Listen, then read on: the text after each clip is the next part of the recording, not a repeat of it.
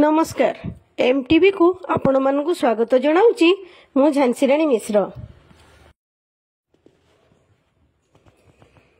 भारत मुख्यतः एक हिंदू बहुल राष्ट्र। एठी आमे गोरु को माँ बोली संबोधन करू। गाई मानक ठारू क्षीर प्रायतः समस्ते पिला बेले खाइछु। एही गाई मानकर क्षीर रे विभिन्न प्रकार सुस्वादु मिठा प्रस्तुत खाद्य आज भी सारा भारत रे लोकंकर प्रिय खाद्य अटे। आमे मंदिर रे षंढटीर मूर्तिटीए देखिले मुंडिया मारुछु, किंतु गोरुंकर गोबर आज भी खेतरे कृषक सार रूपे व्यवहार करे आउ मूत्र को विभिन्न औषध रे व्यवहार करे। जदि केउठी गोरुटी आहत होई पड़िछि देखुचे तेबे मुह मोड़ी चली जाउछि आजिर ए मनीष समाज।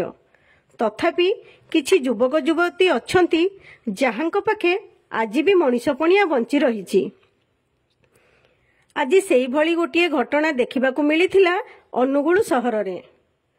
गोटिए षंढटीए रास्तार पड़ी छटपट हेबार खबर मारुति सेना को मिलिबा परे मारुति सेना जिला सभापति रंजित धल विषयी नेतृत्व रे एक टीम तुरंत घटनास्थल रे पहुंचिले और चिकित्सार समस्त व्यवस्था करिथिले। अनुगुलुरु रिपोर्टिंग ललिता मुर्मू सहित विद्याधर महांती एमटीवी।